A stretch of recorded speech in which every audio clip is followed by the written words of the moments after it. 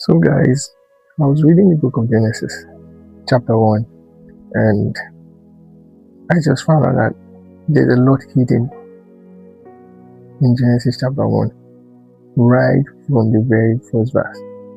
There's a whole lot of questions, there's a whole lot of things that we can actually address, that we can actually look into and dig to understand the creation itself.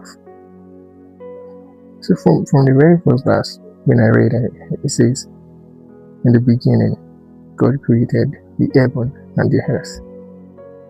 And then I asked, God created the heaven and the earth in the beginning. When exactly was the beginning? And where does God dwell? Because our ideology or our belief is God actually dwells in heaven with the angels.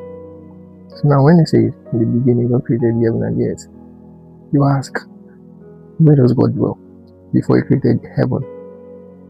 Now in verse 2, the question about earth, I say, and the earth was without form and void.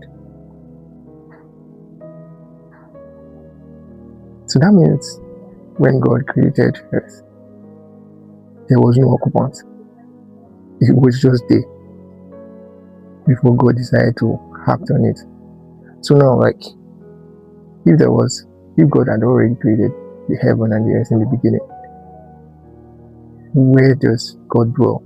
The angels, were they created then, or was it just God?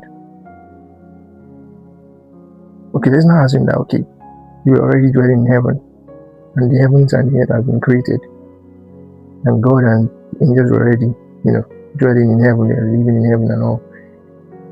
The earth, when God just decided that, okay, the earth is without form, let me do something about the earth. Now, let's jump to chapter 6, verse 6. Pardon. And God said, let there be a firmament in the midst of the waters, and let it divide the waters from the waters. Verse 7. And God made the firmament, and divided the waters which were under the firmament from the waters which were above the firmament. And it was so. So there were waters above the firmament and below it. Verse 8. And God called the firmament heaven, and the evening and the morning were the second day. So now look at that.